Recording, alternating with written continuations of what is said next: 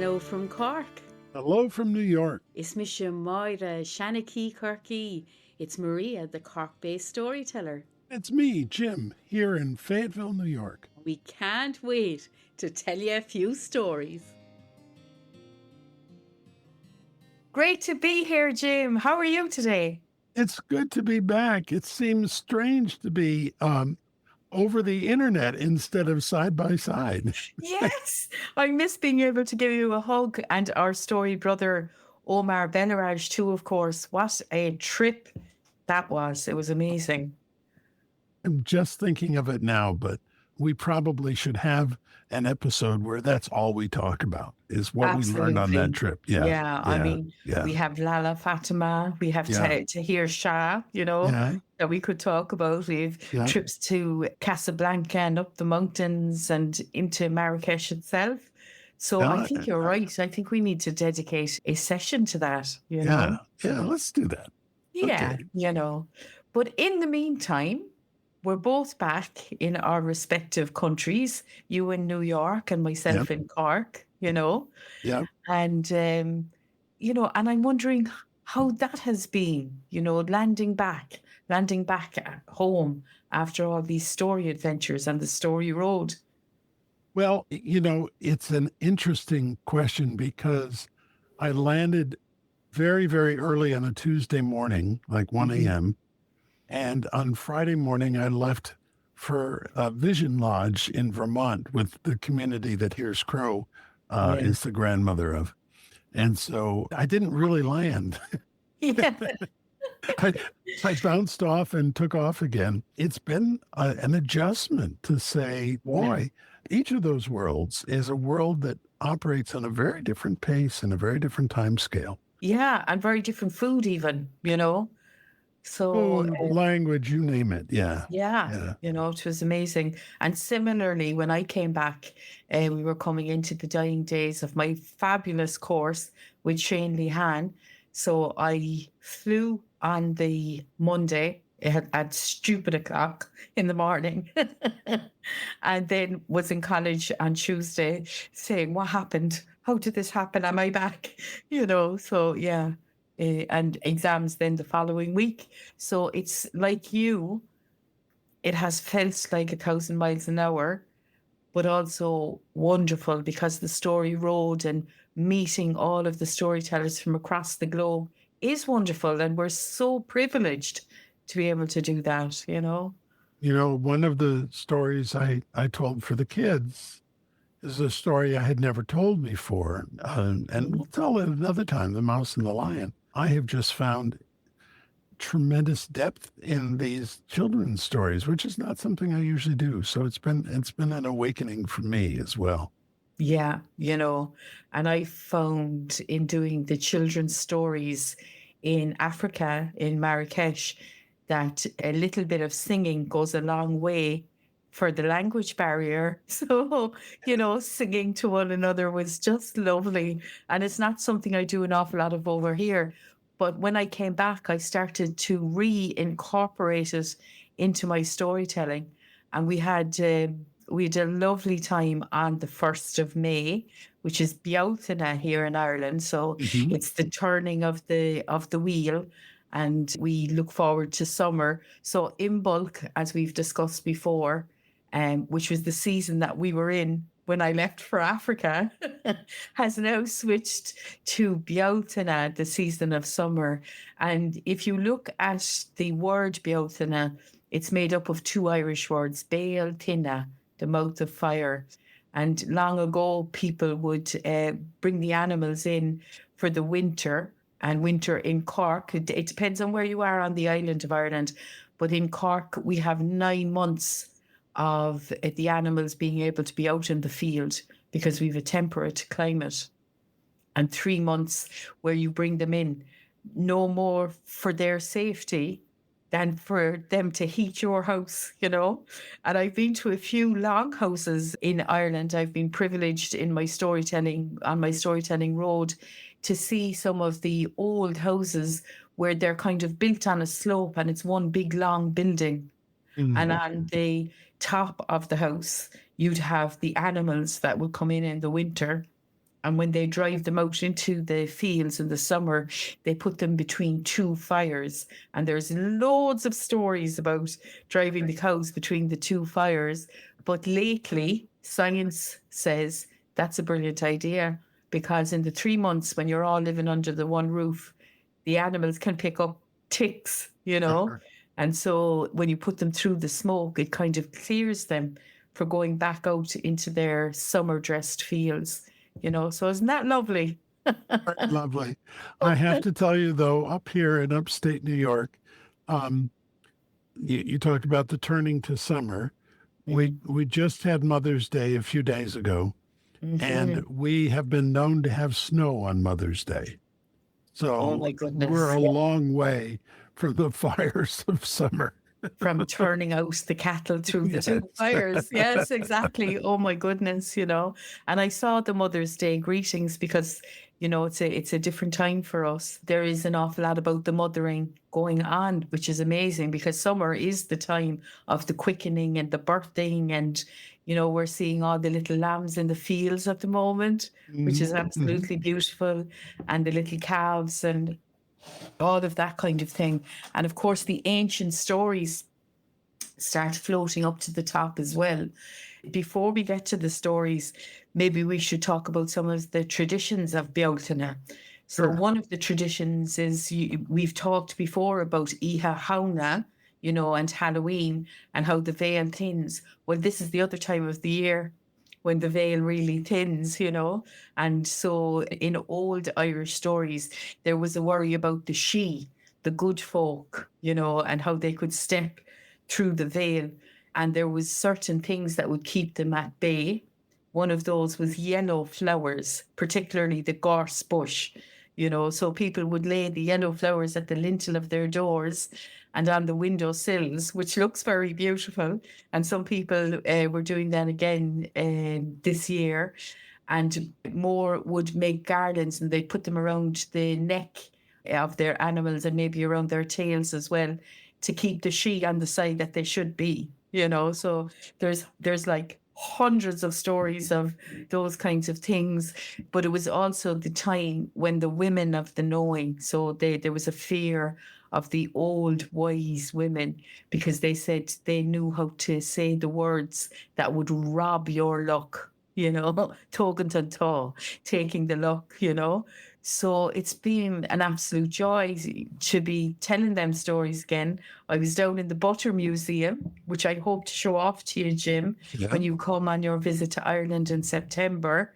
We made butter as I told stories, and the wonderful Ger Wolf sang songs. So I'm kind of in that very Irish and very Cork, because Cork was really known for the butter.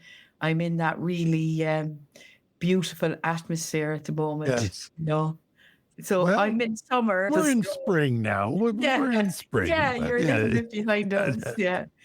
So that would be our imbulk season, imbulk, and stretching into life. But we're in full bloom life now. It's great, Well, do you have a story in mind? Do I have a story in mind? All of my Bealtaine story children are fighting in my brain. But I'm going to tell you the story about the rabbit and the bees, because that is a Bealtaine story for this time of year, a shape-shifting story, because the t-ádh is still very strong. That is the magical mist that rises from our earth, especially at this time of the year and again in Halloween. So I think when the mist rises, we say the veil is thin. And here's the story. Once there was a farmer, and his name was Pádraig. He lived on the outskirts of Cork, near Fermoy, on the banks of the beautiful river Blackwater, where the salmon still jump to this day. And it was coming into the season of Bealtaine. It was coming into the summer season. So he was making the preparations. He had beautiful beehives down near the Blackwater River in a little hollow. And he went and he told the bees all of the important things in his life as they happened. And the bees would hum in a different way, depending on whether you needed comfort from your grief or whether you needed them to come in with the excitement and a bit of good news, or if you told them a dream and you needed them to create that atmospheric thrum to see would that dream come true. So that day he went and he told the bees all about his plans and his loneliness and his dreaming that maybe one day he would have a wife. And had he left it too late, he asked the bees. And the bees gave a comforting hum, a delicate thrum that gave him hope. And he climbed the hill back up to his small holding and his old stone cottage. And he sat outside the front door and he built a little fire, and he almost forgot before the sun went down to put his yellow flowers on the lintel of the door, and again on the sills around the neck of his animals, and again on their tails. But he remembered in time because he had made the preparations the day before. And as he put the gorse along his door sill and the sills of his window, he had that beautiful honey smell that comes from them at this time of the year. And he remembered the old stories that when the gorse is in bloom, you have full permission to kiss anyone who comes into your vicinity. And he hoped that someone worth the kissing would come through his path fairly soon. He sat down then to tend his fire. And as day turned into night, and as night turned towards the witching hour, and the moon rose high in the sky, and the stars began to twinkle, he couldn't leave that fire for some reason. So he stayed there until he heard the hooves coming, hundreds and hundreds, a huge herd of horses coming in his direction. He heard them coming up from the river near his bees, and he was thinking, what is this? And then he saw the hare in the moonlight going this way and that, zigzag all across the landscape. And it hypnotized him, and only his eyes moved in the following of that beautiful hare. And she came to sit in front of him and look into his eyes, and he saw that her eyes were blue. Blue eyes in a hare? How unusual. She jumped over the lintel of his door then, and he heard her run to the back of the house and on top of his bed. And just at that moment, the herd of horses came galloping into his small bit of land with no care for the vegetables that he had prepared, for the land that he had tilled. And he stood up and said, "Who are you? And how come you are coming on my land? You may leave now." And they said, "Give us the hare, give up the hare," almost like one voice, although there was hundreds there. And he stood up and felt every hair on his body stand. And as he looked, the fear he felt for those he looked upon was like nothing he would ever feel again. He walked backwards to keep them in his sights. He stepped over the yellow flowers and one step back, and the leader jumped off the horse. And then he saw it was a woman, an old woman ugly with hatred. And she stood at the threshold of his door and said, "Give me what is mine." And he said, "Begone now, you are not welcome here. You are not welcome. Do not come in," because the old story said, if you gave the Céad Míle Fáilte, the 100,000 welcomes, that anyone could then, or anything could then, enter your home. And she was raging, and the spittle flew from her mouth, and her eyes looked as if they had red coals in them. And he shut his door, and she said, "Enjoy this night, for I will be here in 12 months' time, and the story will be different then." He heard them in the early hours of the morning, as the first finger of sunlight came over the horizon, backing out of his little yard, it was destroyed by their hoof prints, everything growing now dead in its place. And they took off down the path that they had come, and then they were gone. He looked around now, and he saw the little hare, and he saw it was wounded with blood running from its back leg. And he said, "Would you like to come into my arms, little pet? Would you like to sit in my lap? Will I make you some milk, or would you need some lettuce, some greens?" And as he was saying the words, and as the sun stretched over the land, something strange happened. It was like the t-ádh, the magical mist, had come into the little cottage and was now gathering around their feet. He looked down and noticed he couldn't see his feet on the floor. Were they even in this world now? And when he looked up, instead of a wounded hare, there was a wounded woman with long blonde hair and deep blue eyes and a look of fear upon her face. And when he looked down again, the t-ádh was gone, the magical mist, and he saw that her leg was wounded.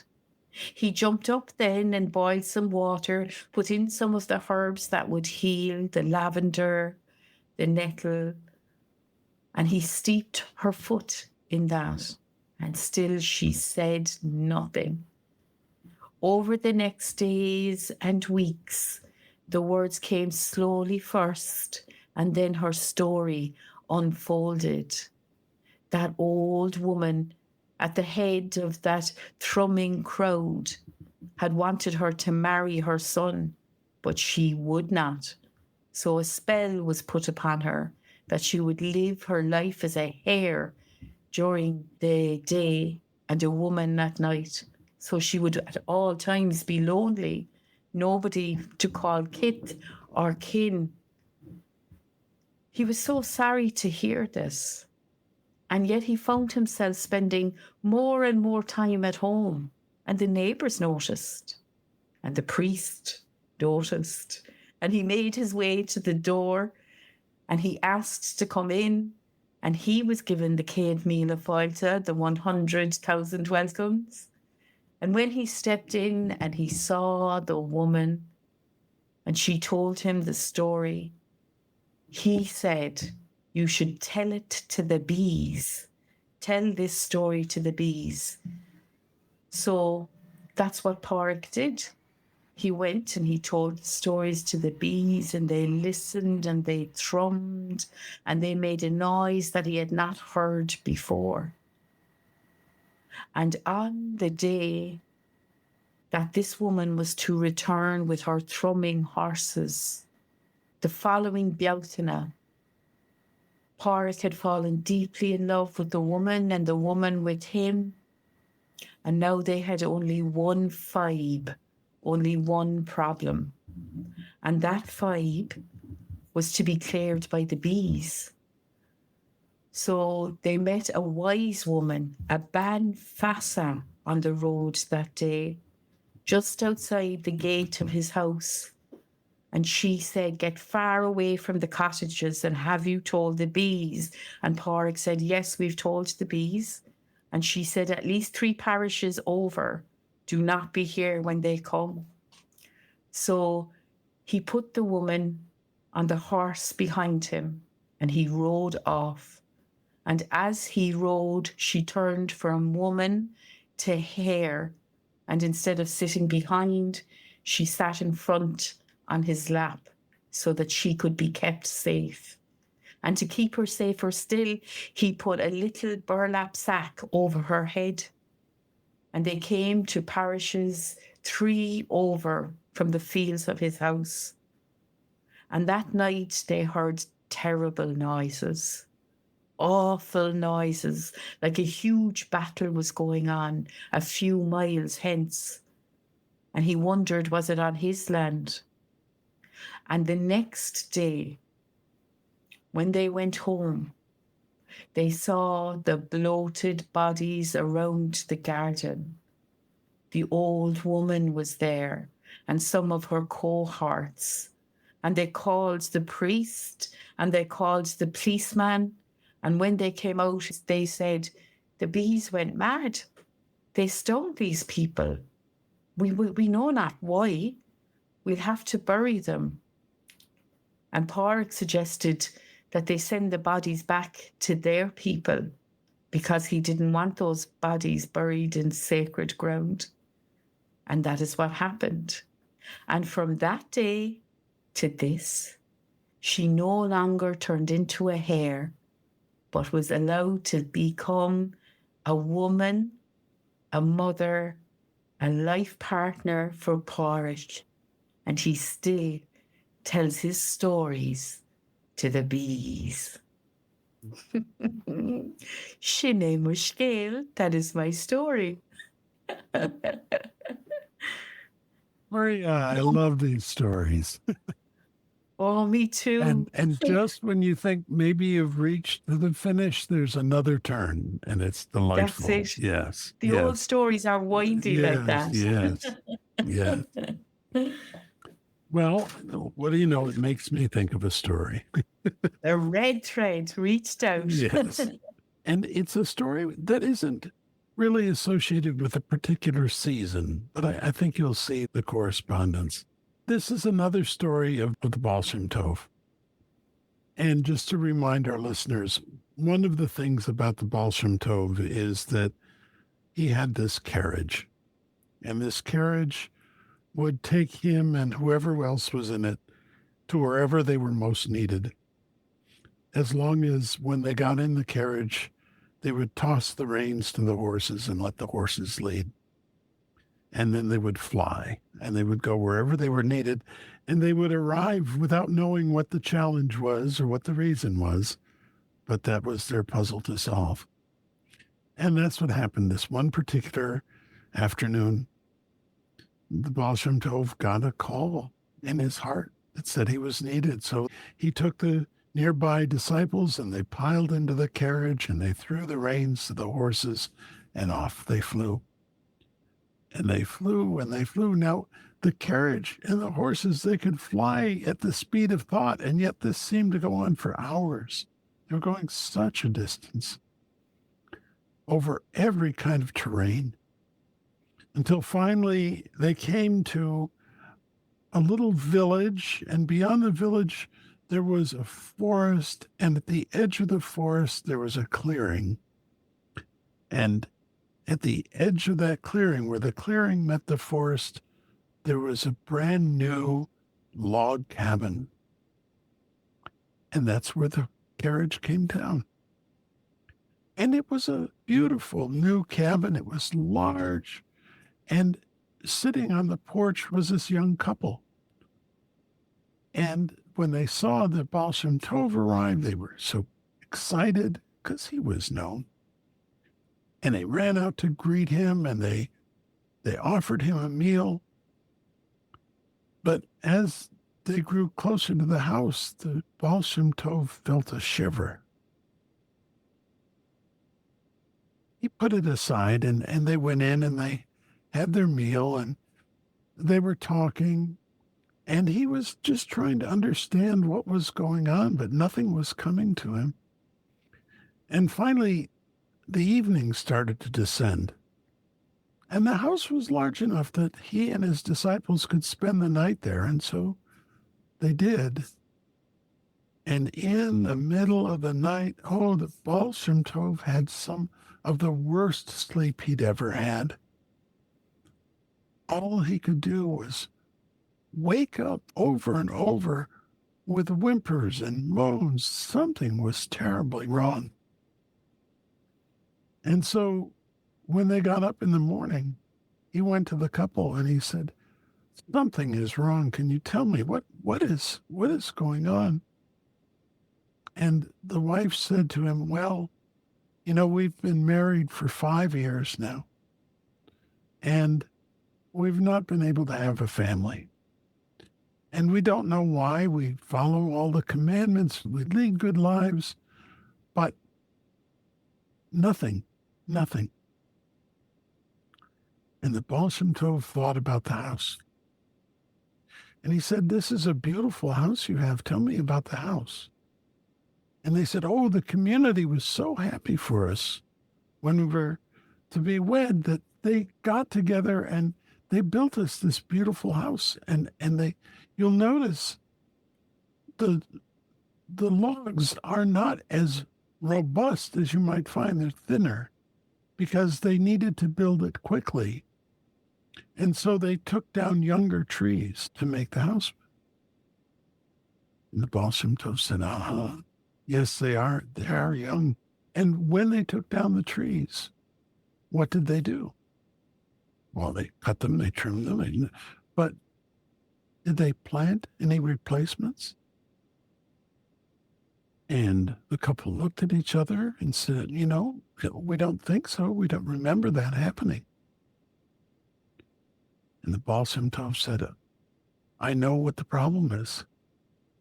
You see, this house and the trees all around it, the trees all around it were the parents of this lumber. And when you cut down their children without asking permission, without replacing them, you pain them to their heart. And the whole forest is weeping over the crime that was done to build this house. And the weeping of the forest is so great that whenever the angel Lila comes, the angel of conception, she's frightened away. She can't get close. Even I found it hard to enter this house. And the couple looked at each other and they said, what can we possibly do? Do we have to tear down the house? And the Baal Shem Tov said, think about it. It's the parents of this wood. They've already made one sacrifice. Would you tell them it was not worth anything again? No. You have to go and you have to beg forgiveness and you have to plant new trees and you have to take care of them as you would your own children. And maybe in time you will have children. But if you don't do this, you certainly won't. And with that, the couple embraced, and they vowed that that's exactly what they would do. And there was a little sigh that one could hear in the forest that day. Now, the Baal Shem Tov never went back to see what had happened, but he knew that they had done the right thing, and he trusted that good would come to them in one form or another. And that's my story. So beautiful, and so many red threads, Jim, because of course that comes up a lot in our stories, and we've discussed this before. And you're so lucky because you live near that forest in New York State there, So I think I was expecting New York City, but actually where you live and the area around Woodstock is very wooded and quite rural and very beautiful, and you feel the sacredness of the trees when you're there amongst them. Yeah. And I have many stories that resonate with that. But coming back to your beautiful story there at the moment, it makes sense, not to the logical mind, but your heart and your soul and your spirit when you hear that the trees have as much right to this earth and to living here as we do. As we've mentioned, there is a great forest just a 2-minute walk from my front door. There's a trail that I always take into it. There's many ways in, but there's one I prefer. And there stands on either side of that trail one very old tree on one side, and the other is a younger tree with another tree kind of growing out of its roots. And a third one has just arrived. And every time I go in, I greet them. And I ask, I say, here, remind them of who I am and what's going on for me, and ask if I can come in that day. And yesterday was only the second time where I had arrived. And I knew that it was not the right day to come into the forest. Wow. They said, no, why don't you come back another time? And my heart had been heavy, and I had thought maybe I'll go, heal a little in the forest. But I realized I needed to do some of my own work before I brought that in. So today I'll Yeah. visit. Yeah. Yeah. How wonderful is that? Yeah. And isn't it great that you have the knowing of that? Yeah. So amazing. So Wow. It's kind of bringing me to the silent place, to the place of reverie, mhm. the dream and middle space. What you've just said. There's a spot along this trail that one of the main trails has some mile markers, posts to say which trail are you on and how do they intersect. And there was the one post, and they're just simple wooden posts with a number on them. But there was one post that years ago, somebody had found a child's sneaker. And they put it on top of the post, just so that whoever might have lost it would find it. Well, it sat there for a while, and then one day a feather appeared in it, intentionally placed, a big feather. Yeah. And then somebody decorated the sneaker with some colors and some glitter. And over time, it grew to be this place of adornment. Yeah. Well, and that continued, really. It was one of the highlights of my walk always, was to see.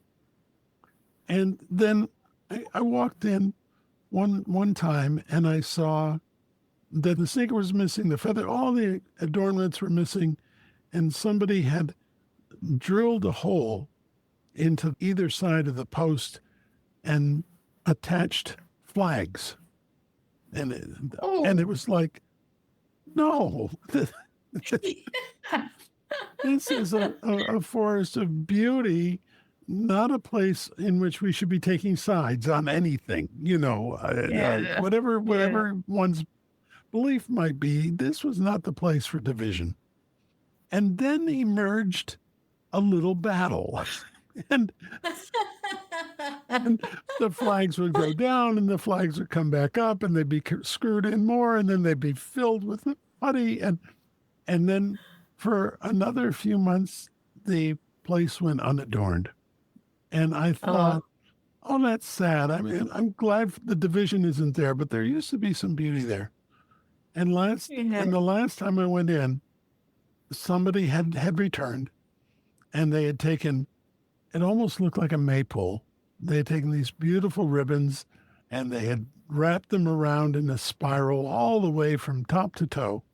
And there was a little shiny something on the top. And it just was, okay, we're back to where we should be. So that gave me a little hope that, that we can start with beauty. We can walk into some darkness at times, but we can find our way back out. And it was the nice. story of the forest. Yeah. I love it. Shape-shifting as well. So it was a shape-shifting story. Yes. Which belongs on the story road, of course, and it reminded me of our, they call them the prayer trees. So, for the longest time, people were not allowed to be educated in reading and writing here. So we were oral and oral. We were an oral and oral people. So if you had an intention, the urge to leave it as a marker in your environment, you would bring a little rag and you would tie it on the tree to say, this is the place that I have stopped and put my intention. And your story, there was lots of different intentions in that story. Yes. But it was amazing. So in a time when churches weren't allowed, in a time pre-Christian, this is what the people had done. They would leave their little intentions in a small piece of cloth tied to a tree look how far back our connection with the trees and the forests go, and look at what the conversations about forest brings up. Yes. Amazing. And that's a practice here amongst many of the indigenous people who understand that the tobacco plant is something that can carry one's prayers to heaven. And so at many ceremonies, you'll take a little cloth, not a bag, but a little tiny piece of cloth. And it is often red, but it might be one of the other 4 colors. And with intention, you place tobacco in the center of that and you tie it up, and it becomes what's called a prayer tie. And you bring that, and it might be a gift to whoever's leading the lodge or tending the fire. It might be a gift to the lodge itself. I walk around with a bag of tobacco so that I can leave intentions, just as loose tobacco in various places. Yeah. So it's, there's many beautiful traditions about gathering our intentions close and then placing them in a way that reminds us, oh, this is what I desire. Yeah. Put them in the environment, your little dreams and wishes. That's right. And we become part of the environment then. We do. Yeah. So I think that's a lovely place to leave things I today. think so too. Yes. I just want to say to our audience, one of the things that we did while we were in Morocco, and unfortunately you weren't present for this, Maria, is that Omar and I and some of his storytelling club got together and some stories were told. And I made a recording of that, and I have permission to share it. I will be sharing it as kind of a bonus episode. It is not the greatest quality of recording. It was recorded in a noisy room on the street in Marrakech, so that you'll get the sense of the surroundings a little bit. Of the life of Marrakech. Yeah. But I love that about telling stories in Marrakech, particularly on the famous El Fana Square and in our word storytelling cafe, that life is all around you and all of the noises of life are around you, So I invite you all to keep that life brimming, flowing from you and to you in the next period of time between now and the next time we meet on the Story Road here. For sure. All right. Bye-bye. Will we say goodbye from Cork? And goodbye from New York, but only for a while, because we'll be back again with another episode. Absolutely. We can't wait to see you on the Story Road one more time. And from this time till that, be safe on the Story Road.